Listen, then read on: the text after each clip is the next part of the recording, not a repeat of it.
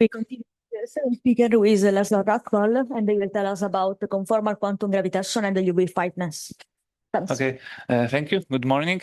So today I will tell you something which can be understood as a natural follow-up of the talk by Leonardo. And Leonardo finished with conformal quantum gravity. I will start, but I will do it in a kind of reverse order. So we are here theoretical physicists, but let me just show you one observational plot.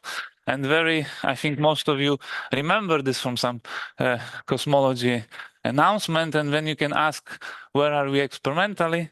And you see the dots suggest that we are somewhere inside this confidence level region. It's not exactly one. You see the value is 0.97, but as a theoretical physicist, you can say, okay, how I can understand it in a very rough way, and 0.97 is very close to 1. What does it mean that it's very close to 1? You can ask, 1 is a special point, and actually this parameter epsilon is very small, so we can treat it as perturbation. But what does it mean that the value is 1?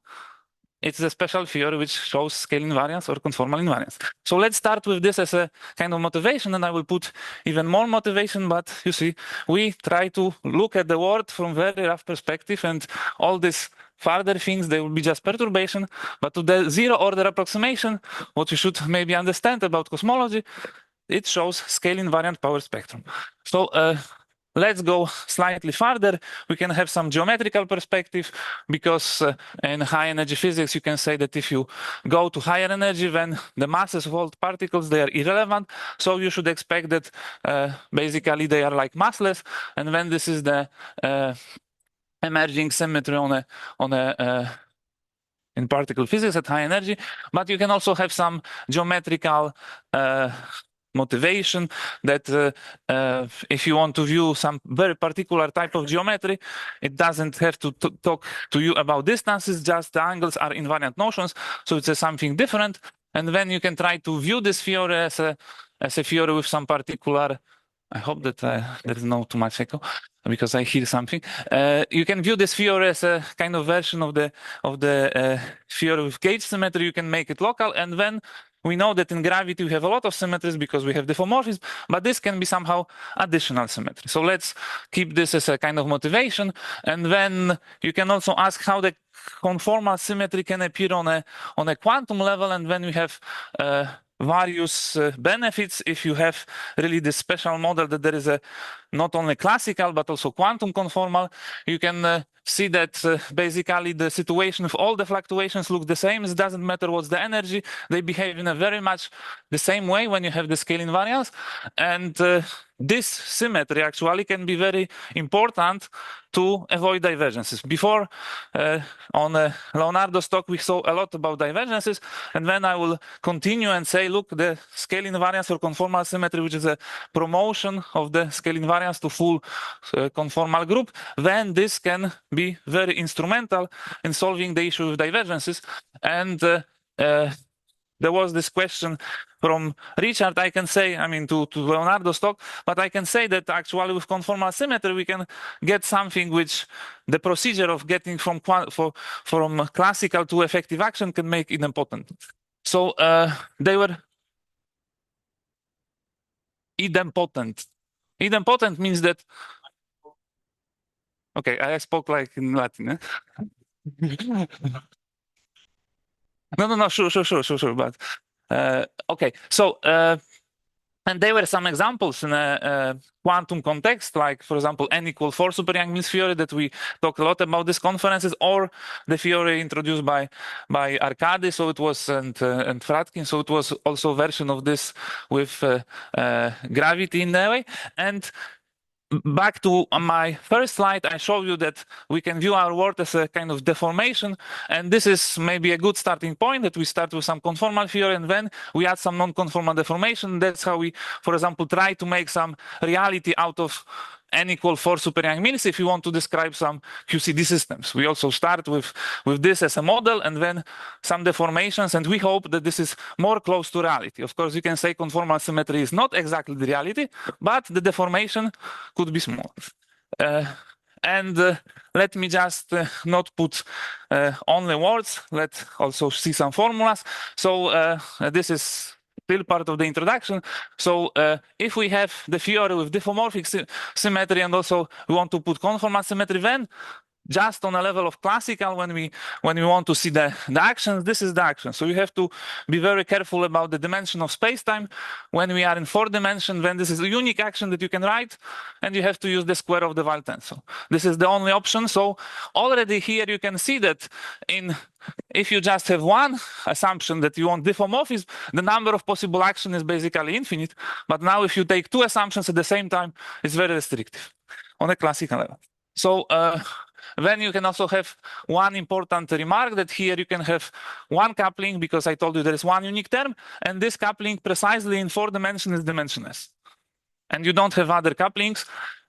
So this theory, as it looks classically, is different than Einstein-Hilbert. That's a word that we have to remember. It's completely different. So already on a classical level in a gravitational theory, when you just try to apply this classical theory, you have some benefits, and they were works of various people, for example, of Mannheim and his students, that they show that you can explain rotation galactic curves. You can have there is still discussion, but most of people can agree that all the tests that Einstein gravity satisfies in this theory, you can have the same solutions if you are in a vacuum, and then it means that this theory also satisfies. So there is a lot of benefits already on a classical level. As I said, Schwarzschild and Kerr, they are vacuum solutions, and they are also solutions in vacuum in conformal gravity. And the first thing that I was saying about this almost scale invariant power spectrum, but one of the important thing for me will be that with conformal symmetry, we are also able to say something about singularities of the spacetime. There was maybe Leonardo didn't have time to talk about it, but for me, it's a very crucial thing that we can use this as a symmetry of the theory, and this transformation, if you view it as for the spacetime with original singularity, makes the singularity typically gauge artifact, because singularity typically means that you have some to probe singularity, you have some length scale, and then in a conformal invariant theory you cannot have. So what does it mean? It means that all the divergences, all the singularities that come because of this length scale, they are artifacts of choosing a gauge in conformal symmetry. Yes? Yes, I mean, you have also some other terms, but so it's generally a question how many exact solutions you have. And when I say that in this theory you have more, but this class also includes the not 1 over p squared. Yeah, because I mean they use some potential to pick that matter. But yeah, but the potential has actually 3 terms, so it has 1 over r constant and linear in r.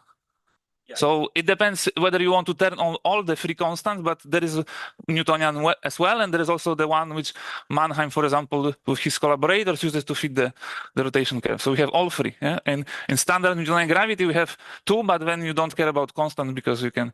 but also once you do some once you fit some constant for the vacuum for this rotation curves, does the potential also fit with solar system observation? Yeah, this is a question of scales, because there's one, I mean, these coefficients, they are not dimensionless. So they come with the scale. So there's a different scale for the dark matter, a different one for the, let's say, solar system experiments. Yeah.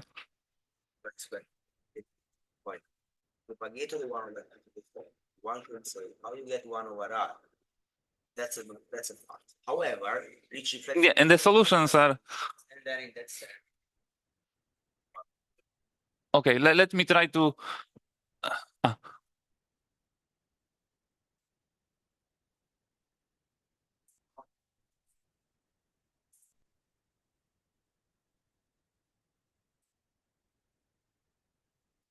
I'm not saying that classically the same. The space here is actually bigger, the space of solutions. I completely agree with you. And then you determine by very specific boundary conditions. Yeah, so I agree. Okay, let me slightly speed up. So there is on a quantum level motivation how we can get something which is Weyl gravity, even if you start with system without gravity, but just you have massless fermions. And this is very much the similar how you can get quantum electrodynamics if you have fermions, but you don't know about the photon. You integrate out the fermions on a path integral, and then what you get the determine in your effective action after integrating the fermions is quadratic in a curvature. So in the case of Yang-Mills field or electrodynamics, you get something like f squared. Here, when you integrate fermions and you say that background metric can be arbitrary, what you get is a c squared term. So this is if you have dynamical matter fields, but the space-time background is for the moment non-dynamical.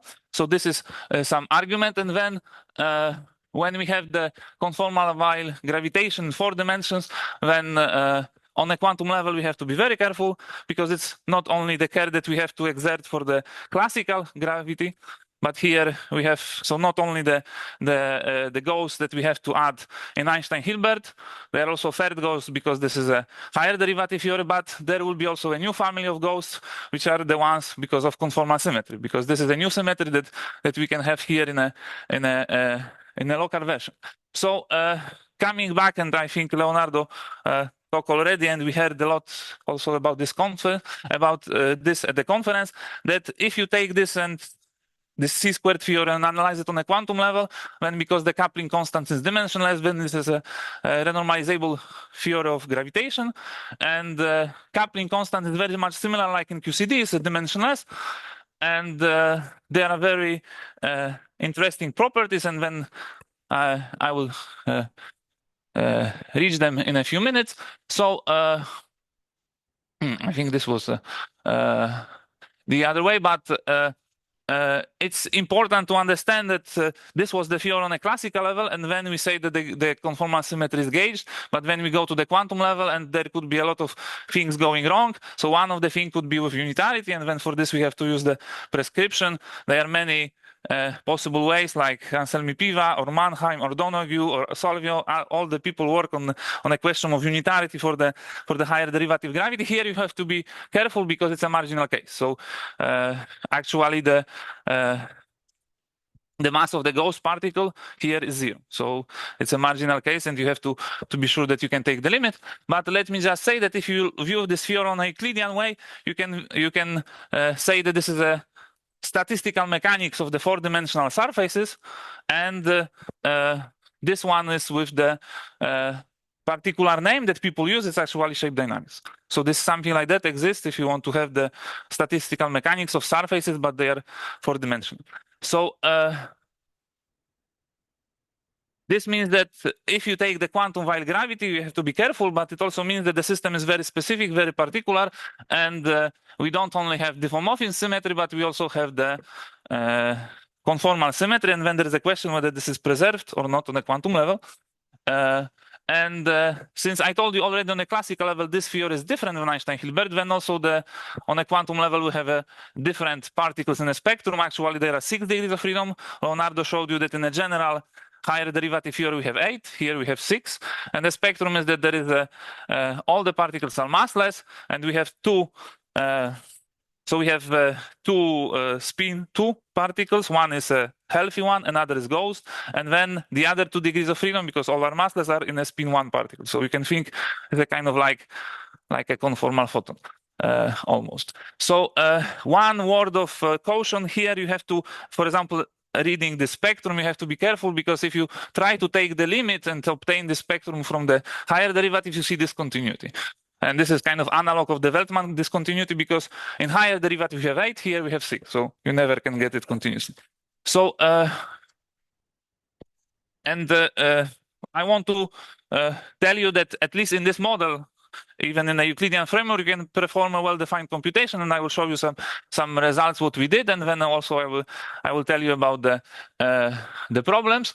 So we can use here, because of conformal symmetry, because of diffeomorphism, we can use onshell-only transverse traceless gravitons, and they are here. Is not only choice of the gauge, but this is also the what happens really in a spectrum.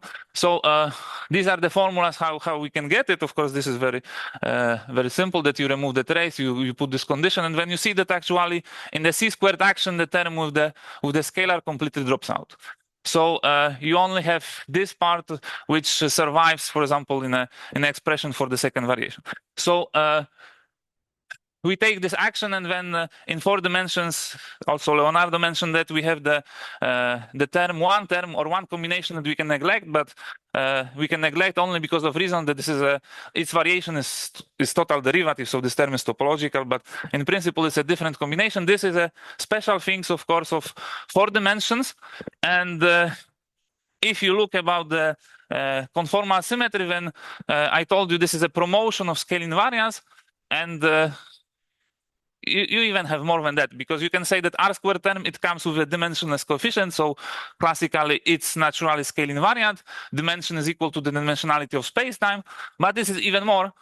Although I will not study more actually this direction, is invariant under the transformation that could be local but not completely local, because they have to satisfy this differential equation. So basically, if the parameter of the conformal transformation satisfies this wave equation, then we are making also invariant the R squared term. So it's not just the R squared is globally scale invariant, it also has this particular bigger group under symmetry transformation. So let me just show you one of the results in this framework for just quantum while gravity. So we just take the term c squared, do the quantization of all the groups of different ghosts. These are the type of Faddeev-Popov ghosts. These are not the haunting ghosts like desert ones. We can view some results about the partition function, and that's what I want to show you in the first part. So we can use various backgrounds, like for example Ricci flat or maximally symmetric, but you can combine them in one stroke, and then this is an Einstein space, and then you can actually understand that on a classical level they are all Bach flat. What does it mean that this is Bach flat? It's analog of being Ricci flat for Einstein equations, which basically means that if you have vacuum solution, the space-time has to be Bach, and all this maximally symmetric or Ricci flat or Einstein space, each of them is in 4 dimensions Bach flat. So they are also the vacuum solutions, and we can, for example, do computation of the second variation around this general Einstein space background. I don't think we can do it around in a compact form around general Bach flat, but around Einstein space general one we can do, and for this, we can use this transless and traceverse graviton fields and the matrix of the Weil tensor. So you can see why we need this, because, for example, we can write the expression for the one-loop partition function. So this is the generalization of old formulas that they were already derived 40 years by Fradkin and Tseytlin. So, for example, after doing all these things correctly, so we have to take the Jacobians, we have to take the determinant, you can get expression for the one-loop partition functions, and when you see this is valid on a general case, and then we can combine this with what we have on a general maximally symmetric space when now there is a parameter lambda, but then if you have this idea to put it on a general Einstein space, then this is the result for the one-loop partition function. It could be quite complicated, but it's good that we have the expression for the partition function, at least at the one-loop level. So this shows how the theory at the one-loop level look on in the quantum regime. And let me just present another type of computation in this quantum while gravity that we have done. It was about the counting of number of degrees of freedom and how this.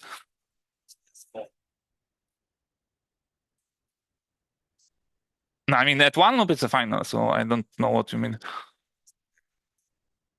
Yes, but this is yes, you're right. You have to compute. Yes, but this is reduced to the problem in mathematics. It's not just any more physical problem. Yeah? So we can. Yes. Yes. I mean, this is expression for one loop. Yeah. So another computation that I can present that we can do in this quantum while gravity is about the running of number of degrees of freedom. So I told you that we have 6. This is a kind of classical analysis and what is in the spectrum, but now we can turn on quantum effects and see how this number changes. What would be our expectation is that we start with 6 degrees of freedom, because this is a theory in UV, more or less basically like QCD with gluons in a UV, but we may want to run it towards IR and see, maybe by some accident or by chance or by good luck, we can recover something similar to Einstein-Hilbert, and then in Einstein-Hilbert we know that they are 2 degrees of freedom. So this would be the kind of expectation how we can view the running degrees of freedom from 6 maybe to 2. This would be a very good point. Unfortunately, I will show you that we can see that the number of degrees of freedom decreases, but it's difficult to say that the 2 is a limiting point in IR. So we use this formula that you have to take the logarithm of the partition function, you divide it over the logarithm of this simple determinant, and then we can have various regime, but basically it's the computation of determinants. Yeah. So and of the logarithm of there. So I wouldn't say it's a general. It was just motivated by paper by Fradkin and Tseytlin. So.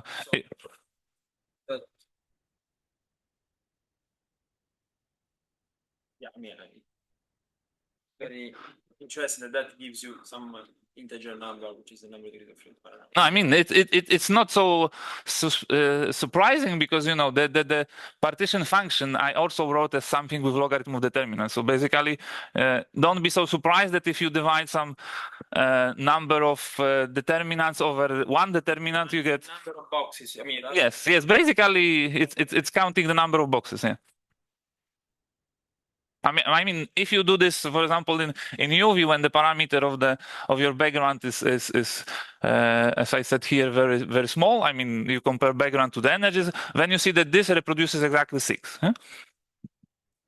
So let's try to see how this, for example, runs with energy. So when we have to compute these determinants, we use the coefficients of the heat kernel expansion, and generally we can have all of this, but the higher terms when B4 and B6, they are subleading, so we can, I mean, they also come with higher powers of the UV cutoff, which is here, this letter L. And then let me show you the result that we have done in collaborations with Pet Rizba and Stefano Giaccari, and also of his students. So you can have in red the line which shows the number of degrees of freedom in UV, and then the magenta line shows you 1 for the particular value of the parameter of the curvature of maximally symmetric background.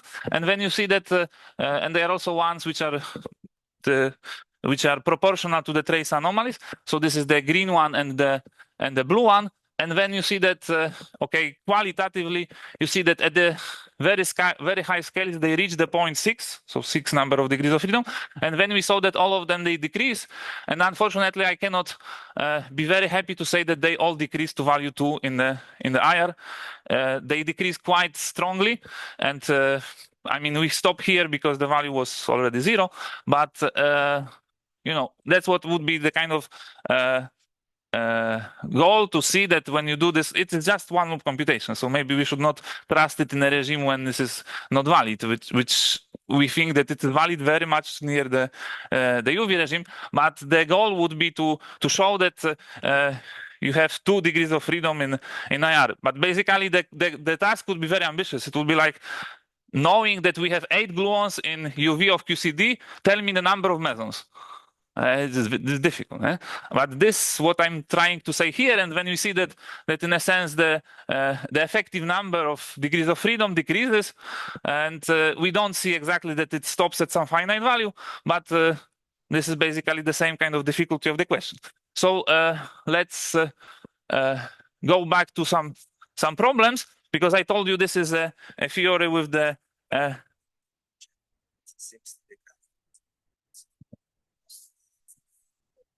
yeah, but okay, again, this you know, this is not completely 0 of energies, yes, which is already was some threshold, and when we stop because already the green and the blue got to 0, so probably we are running out completely out of the validity of the regime of the approximation. So these were some computations, but now let me tell you about the some bad points. So we know that even if you take this quantum while gravity, you can compute these beta functions to the one loop. And when you get these results, one is very nice because it's 0.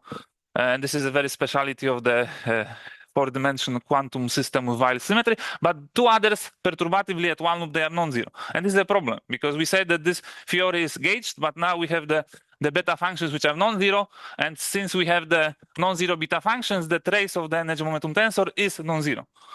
So this means that this is a very anomalous theory, and basically you should throw it out of the window because it's completely bad. Because we have the gauge anomaly on a quantum level.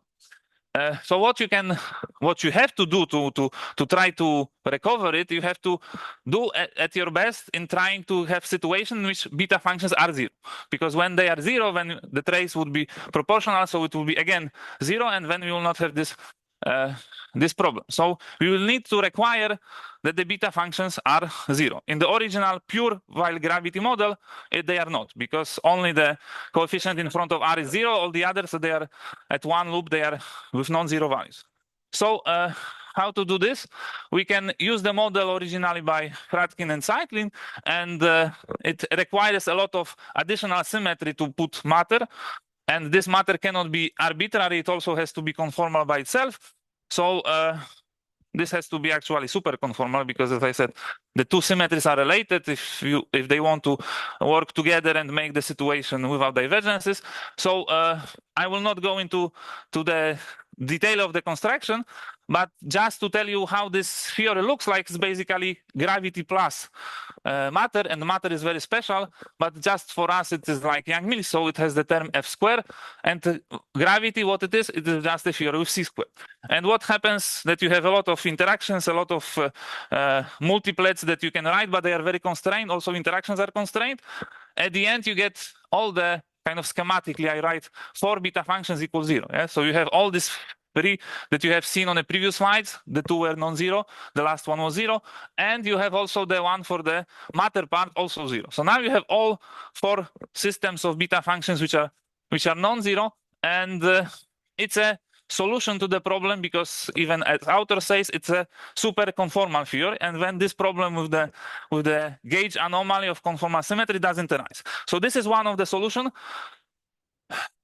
And this has a very nice implications from the theoretical point of view because, of course, it's a super conformal theory. It has a lot of symmetry. There is no RG flow. You are sitting at the fixed point. It's present for any value of the parameter because actually it's not a fixed point, just one point. It's rather a line of fixed points of renormalization group because any value of alpha c will make this all 4 beta functions 0.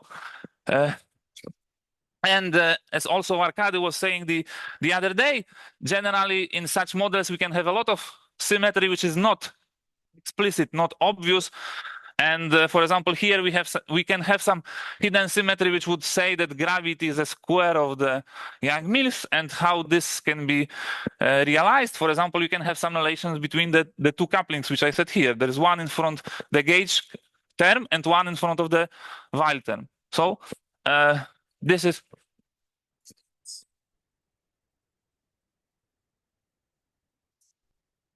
I think it was finite, yes, to all the loops. So it was not just first there was a computation at one loop, but this was done in a moment when also were people computing the quadratic gravity at one loop. Yeah, so.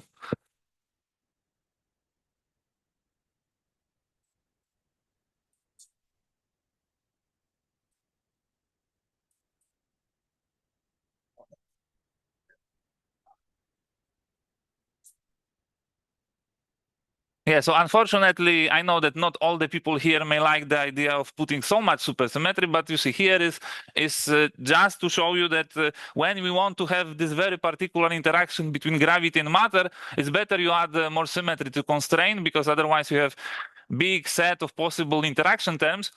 Supersymmetry lets this to be constrained, and we want constraints because then we can achieve something. So I knew before, sorry. I knew about it before. Don't say that you first told me. So, okay, this is one of the example when this problem of conformal anomaly is solved. As a phenomenologist, I could say that there was already one thing which worries me, because there was a consideration about the rank of the gauge group that this super young Mills has to have, and generally this rank was very small. So, for example, it couldn't fit the standard model that we know has rank bigger than 2. So this is something that if you think about extension, then yes, we will have, from the phenomenological point of view, it cannot be a very satisfactory model, because yes, the groups that we know for the gauge interactions, they are generally bigger. So this is one of the original, I would say, the solution of the problem. Let me tell you also about the others. The others is that we could try to find solution framework of asymptotic safety. So now the fixed point cannot be just perturbative. It may be also reached non-perturbatively. So actually this condition that you have seen before, that I told you is very important, that you have all the beta functions equal to 0, is at the core of the Weinberg program of finding asymptotically safe theory, because this is a definition that you have now the fixed point. You also need to append the condition that the dimensionality of the critical surface is finite, yeah? Because otherwise you will have infinite number of the directions. So you don't want to have it. You have some predictive power. The less directions, the better. So this is, which you see is a theme. It not only appears as a condition for the cancellation of anomaly, but it also appears, for example, to speak about the fixed points and speak about the asymptotic safety. And one of the remarks that I want to make here, we heard a lot this week about the Reuter fixed point, when we have the coupling of the type of Einstein-Hilbert plus maybe some higher derivative terms like R squared, and maybe also cosmological constant. But here, if you work in this framework of wire quantum gravity, you would expect rather a type of different fixed points, because I told you, I don't like for scale invariance to have dimension full couplings in my theory at the start. They were all dimensionless. And there is, of course, something also about this kind of fixed point, and I just refer to the work of Littim-Sanino, when they have models of gauge symmetry. They are all dimensionless couplings, but when they see that some way they can be reached also perturbatively, and when in different coupling also non-perturbatively. But the idea is that there the couplings are dimensionless, and when you expect the similar thing happening here, when we take the quantum wire gravity, we add some various types of matter with various representations, then all the couplings, we better have it dimensionless.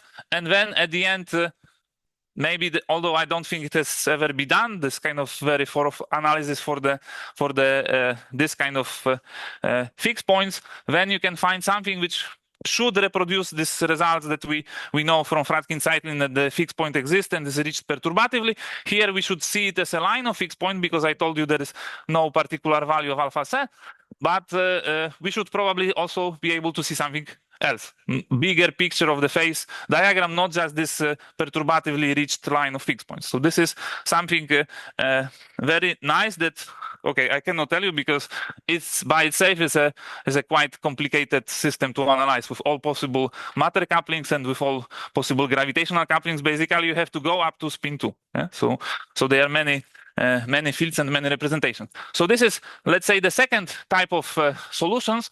And now in the last part of my talk, maybe I have 20 minutes, I will try to tell you something about when you use non-local theory and you try to, again, solve this condition, that all the beta functions are equal to 0. Yes? So you're talking about asymptotic safety with these kind of models. But don't you have the problem that when you go to high energies, basically the Einstein term is negligible, so you have 1 over box squared, which creates infrared divergences.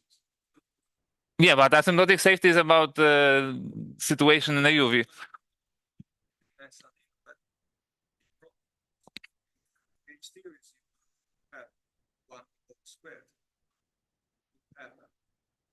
So yes, this will be a new thing. So I am not saying that this is as easy as the work of Littim-Sanino. Yes. And as far as I know, this has not been done in a full generality, because full generality means that you don't have to use high supersymmetry, but still you have all the fields spin 0, spin 1, spin. You count up to 2, and then they can have arbitrary interactions, and they are looking for fixed point. this is I would say, very challenging task to say and to give the answer kind of non-perturbatively here. So now can I move to the next part? Okay, so I will basically tell you how another solution how we did was with Leonardo and with non-local models that also solve these conditions. So basically, yes, that I already said about the consistency condition for cancellation of the conformal anomaly. So already told you that you get c² generated if you integrate something. Leonardo also made this point that in general you have c² and r². So now we will try to liberate the situation a bit. So it will not be just action with c². You can have also terms with other tensorial structure. Because in 4 dimensions they are generated divergences from the matter loops of the r² and c² types, and we know that they are inevitable. So this was the action that also Leonardo showed from Azorey, Lopez, and Shapiro when they have arbitrary high number of derivatives. And for the moment, I just write them in a kinetic term. Yeah? So terms which are quadratic in field. So there is a Ricci scalar or Weil tensor. And for me, there will be important the terms that typically here were written as order R cubed. So they will be cubic in curvature. And then we will see examples, if time permits, both with the killers which are cubic and also with killers which are quartic. Of course, this is an infinite series in curvature. So you can also have something quintic or sextic, but no, they will not have any contribution to the beta function. So we can just, depending on the model, but we can just either analyze cubic killers or quartic killers of the beta function. So, and this will be the 2 last parts of the talk. So I think Leonardo already mentioned a lot of good properties when you have this kind of theories that they were already analyzed in the last 40 years or 30. Yeah? They started in the end of 80, so it's almost like 40. So we have these properties, and Leonardo mentioned a lot.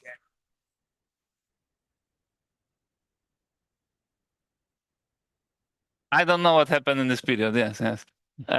So we have a propagator which is much better behaved, and with various developments about unitarity, we are safe from the problem. For example, with the optical theorem, but unitarity in a sense, S dagger S equal 1 is proven in your papers with Fabio and others that this is satisfied here for this non-local theories.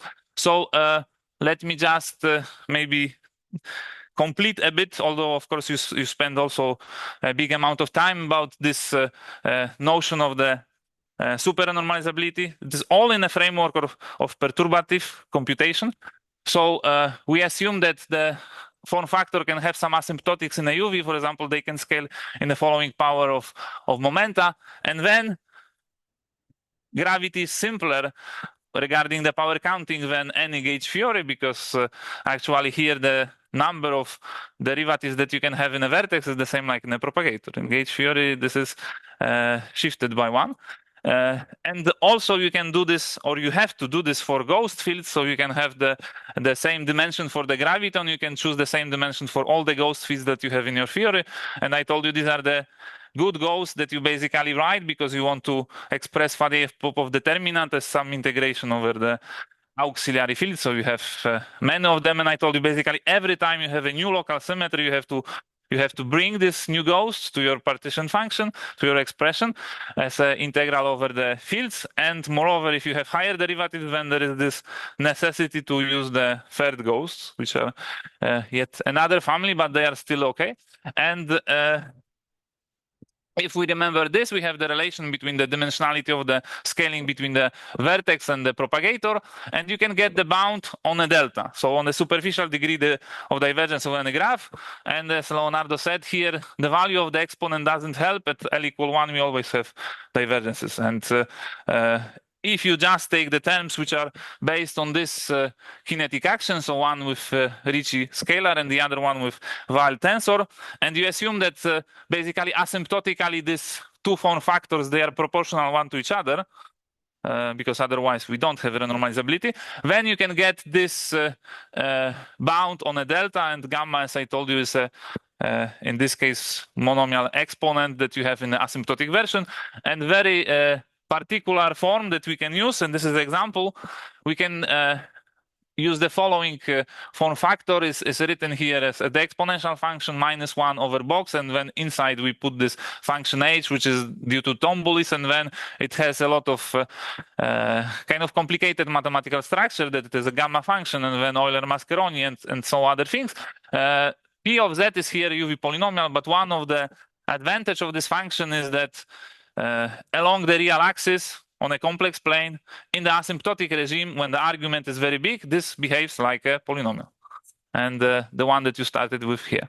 So this is important for renormalizability, and then I told you that depending on the value of gamma, we can have super normalizable models, or such that if gamma is equal to 0, we have just normal renormalizable theory. But for the sake of what we do here, we want to have beta functions equal 0, so we better have higher value of gamma, so the theory is supernormalizable, and then we have control that at 2 and higher loop order, there are no new divergences. In a sense, everything which is divergent just appears at the one loop. And due to the theorem of Weinberg, we can know that here the divergences, they have to be written in a diffeomorphically invariant way, and there are only 4 of them, the same 4 that Leonardo presented before. I just maybe slightly changed the basis because I don't want to use Ricci tensor square or Riemann tensor, I just use the Weil tensor. So here, if you want to go back, you use these formulas, if you want to go back to the basis, but just for me will be good one this, or I will do probably in the next slide even further change of the basis, because I will also use the trace-free Ricci tensor, but this will come.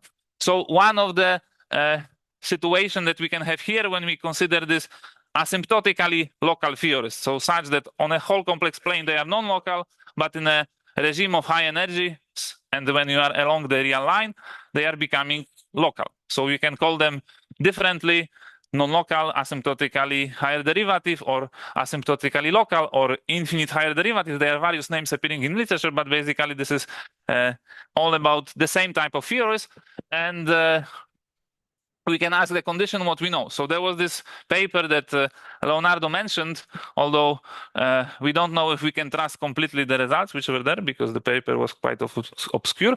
And there you can have the solution for the situation that you want all the beta functions equal 0, and then you have a constraint on the value of the exponent gamma, which is crazy, I would say irrational value. And then there is a constraint on the value of beta, and beta is relative coefficient between 2 form factors. So this is what you get, and this was apparently obtained by Russian Kuzmin in 1989, provided that you really trust this paper, and this paper has some problems in translation to English.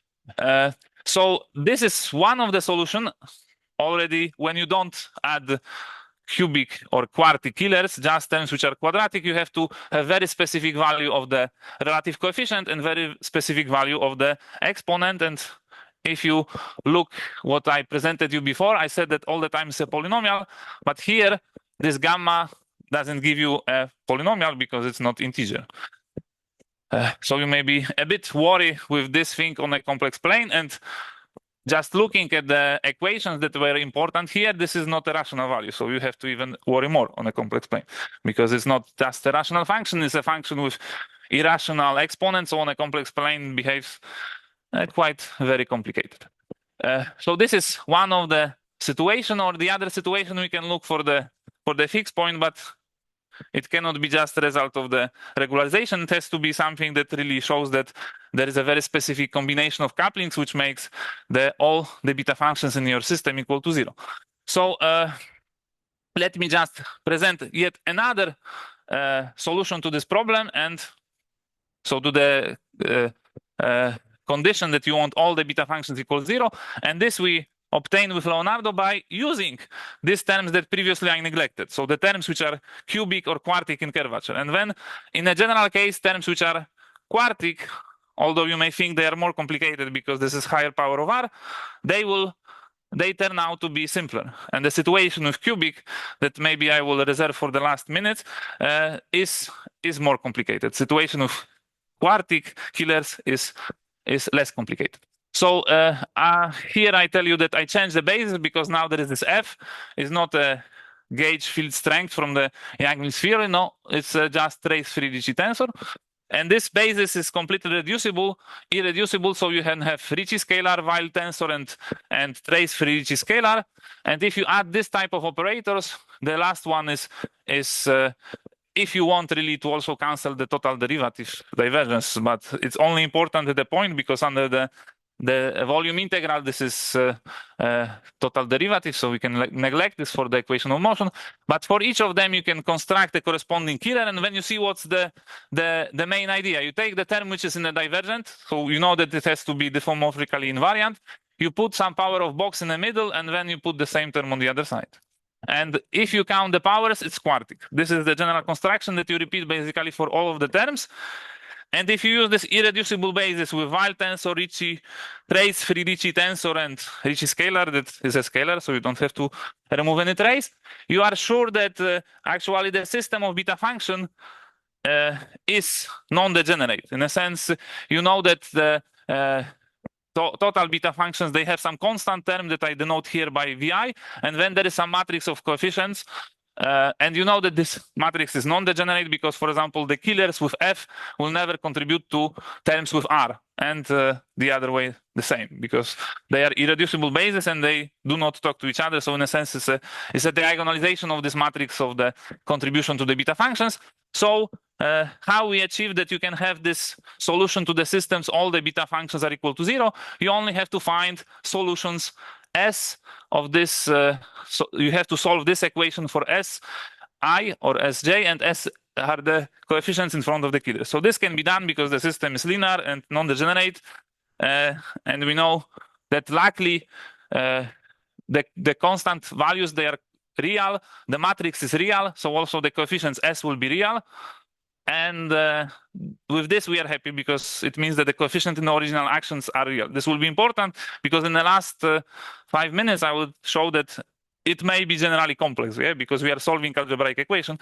If they were complex, we would not be so happy. So the condition for reality will resurface when we consider this final case. So this is the situation with quartic killers, and I told you, although they may look more complicated, actually they are simpler because their contribution to the total beta functions is just linear in the coefficients that we can adjust, and these coefficients do not, at least in a perturbative framework, they do not show you any effect of the running. You have only running, like Leonardo said, and I fully agree. You have only the running of the coefficients that you have in front of your divergences, and they were just 4 terms. And this S, which are in front of the killers, they do not run. So the solution is possible. And now how much time do I have? Something like 5 minutes, yes? 7 minutes. Okay, so let's go fast to the case with 6 derivatives.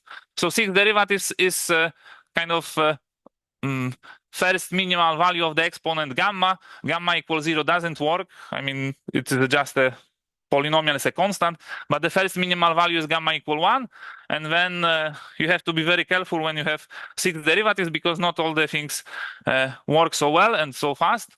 So actually we can have this as a model of Lewick theory that Leonardo told you about the complex conjugate pores is still better behaved in the UV than for derivative theory because you have higher number of derivatives. And this is the action that you may want to remember.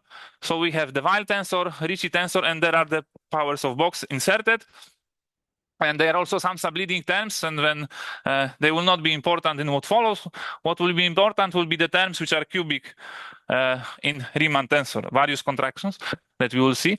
And if you look at this theory, it's important to see what is the fundamental ratio, which is basically the ratio of this dimension full coupling over this omega r, and this is dimensionless because it's a ratio. So this will be, at the end, you can show that a lot of things depend just on this particular value, and actually there are various algebraic conditions. So we can repeat the power counting analysis, and actually here we know that exponent gamma is equal to 1, so we have this expression for the bound on the superficial degree of divergences, and the story is that yes, you have here more divergences even if you go to more loops, but the terms which are in front of the covariant terms with 4 derivatives, they only receive contributions at one loop. You can read here that divergence is, for example, proportional to the Ricci scalar. They are also contributing, I mean, they also receive contributions at 2 loops, the ones of the cosmological constant, and so at 3 loops. But this will not be important for us. Let's just look at the terms which have only highest number of derivatives. So we have 6 derivatives, both in a kinetic term, so quadratic in curvature, and also 6 derivatives in terms which are cubic in Riemann curvature. So we can just write this minimal working model, and then we just concentrate on this. And we know that, again, because of Weinberg theorem, the expected form of the one-loop divergences is just these 3 terms with y squared, r squared, Gauss-Bonnet, or you can also add this box on R, but I told you it's a total derivative. And due to the dimensional arguments, you know what's the relation between the coefficients, and they can be only functions of x, of this fundamental ratio of the theory. And if you are with 6 derivative theory, I don't have time to tell you, but to explain why, but we have this divergent part of the effective action, which is independent on many things, and I listed them here. So this means that the computation that we do for them is not only one loop exact, but also doesn't show any dependencies, and it doesn't. It means that the results that you get here, they likely tend to be physical. So this is due to this theorem by these Russians, and we wanted to compute this divergences, this ones of the terms which are of the type with 4 derivatives, all the sources from the terms with 6 derivatives. So it's not that we use Feynman diagrams, but this was just a nice picture to tell you that there even invent some pictures about computations in quantum gravity, although I said it's not Feynman diagram computation, it's rather the covariant heat kernel. And these are the results for the minimal working model, and you can compare them with the same way of writing results for the stellar quadratic theory with 4 derivatives. You see even simpler structure, but because, for example, here you have just one term that depends linearly on x. In the case of stellar gravity, we have terms which depends quadratically, and when you have to solve, likely here the solutions are real roots. But because of these terms which are here, you cannot, at least when you look at the effective action, you cannot make all the terms 0 because they are constants. Here you can try to play with the value of x, and then you can just make one term 0, but still the 2 others in front of the r squared and in front of the Euler characteristics and 4 dimensions, they are still non-zero. So you have to work a bit more hard to tell how to get rid of these 2 additional divergences. Okay, this is the system, but let me just show you which terms you can add. And since we are since we are in 4 dimensions, but we say that we have 6 derivative theory for normalizability, we cannot add terms which are quartic in Riemann because they will have at least 8 derivatives plus derivatives covariant. This would be more, but we can still add terms which are cubic in curvatures. And this is the list of all of them. In 4 dimensions, you have only 6 of them because, for example, the other contractions of Riemann, they are all reducible to just this one contraction. So this is a general Lagrangians, and because terms are cubic here, I call them, this is with cubic killers. And the dependence or how they source the beta function is the following, that when you look at the details of this method that I told you, so basically of this, how you compute the traces and how you do the second variation, and you know what's the leading term because it's just from the kinetic operator, quadratic in fields. What you can discover is that the contribution to the beta function scales like that. So it's always up to the quadratic polynomial in the coefficient Si. So there could be something constant, there could be something linear in this coefficient, but at most it is quadratic. And you know that in algebra, when we have this kind of quadratic equations, we want them set all to 0. There may be a problem because we may get some complex solutions. Complex solutions are not good because we don't want to put complex coefficients in the original action.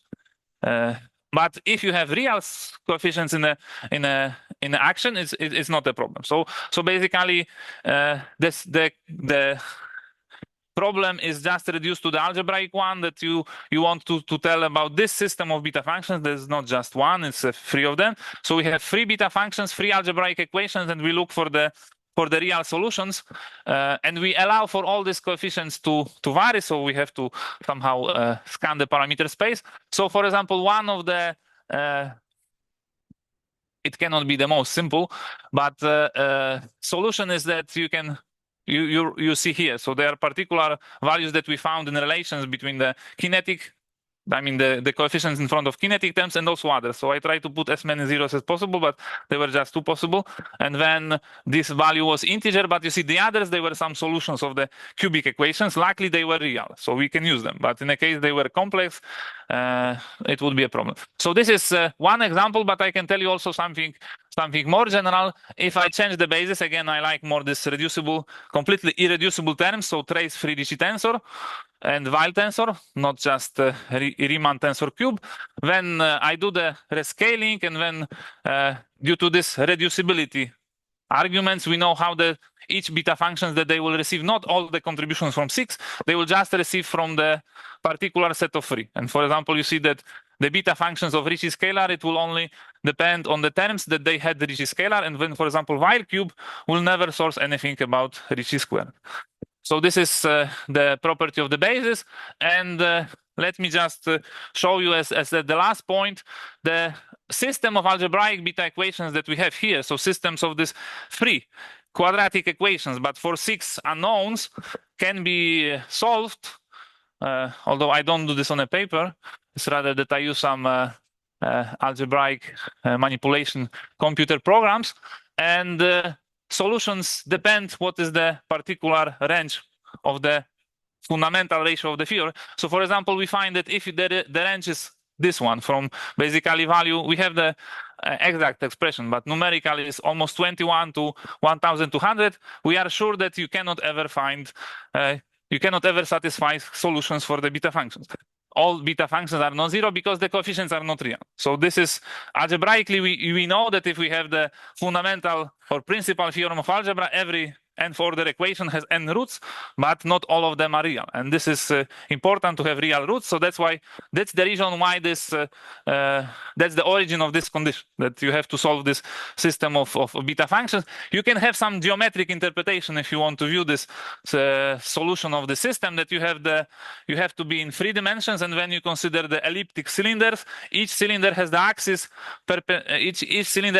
which is parallel to the principal axis x, y, z. And when if you do this kind of problem geometrically, intersection of 3 cylinders, this is the region in which you have solutions for the 3 determinants positive. So it means that the solutions will be real, the roots will be real.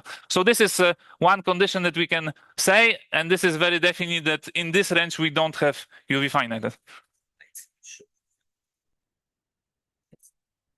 You mean this example? Yes, this was example. No, I mean this, of course, is inside this intersection of 3-dimensional cylinders. But this is more general here. In a sense, this was a one with particular values, but it's not that there's a one point. It's a whole region in the space here, because we have 6 parameters and we are looking for the... Of course, it's not just one point. There is infinitely many of them, and I can tell you it's a full region. Okay, for some particular values of x, this region shrinks to a point, and here there is no region, but generally it is for arbitrary value is a point, is a region. It's not just measure 0 point. So I think my time is over, so I just show you the literature, and since probably I'm the last talk of this week, I want to at the beginning I didn't thank, but now I want to thank all the organizers. So to Luca, to Benjamin, to Alessia, also to Sravan, who is not here, but maybe he will appear in Nathan. So I want to thank for organizing this very nice conference. At least I was here only during this week, but I think I learned a lot. I met new people and I interact. That's important, and we exchange ideas. So I'm very grateful for this. I really thank you. Thank you. Thanks, Lesław.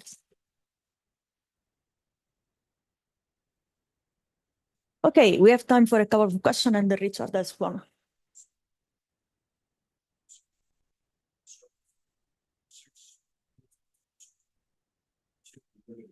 Yes. I think that okay, Lewick is a particular prescription, is not fully satisfied, it is better be like this Anselmi Piva, and then it's the same question that was asked before, and I can just borrow the.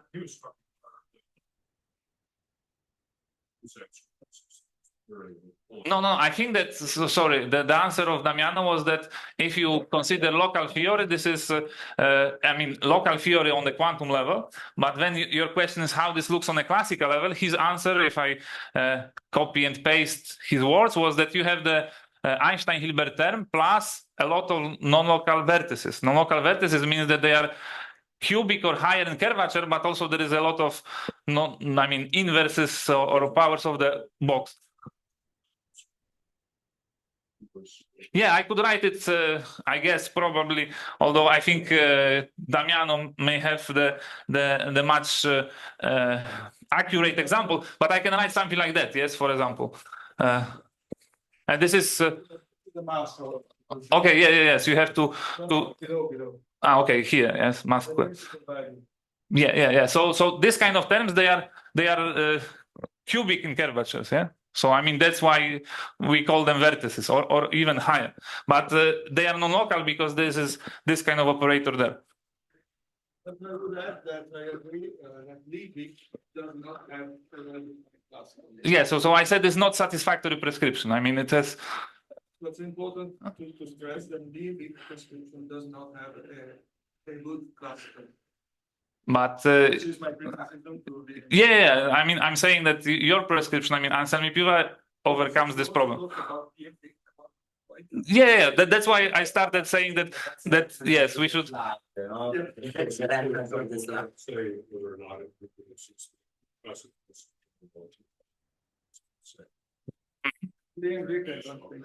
Yeah, I mean, now I think in the modern time we should forget about Liebig. Yeah, I mean, this was original inspiration or motivation, but I don't know if we. Okay, so that's thank you. Okay. Okay, so since after the coffee break we have 1 hour to ask a lot of questions to Leslie and Leonardo, we suggest that now we move on to the coffee break. So let's thank Leslie again. And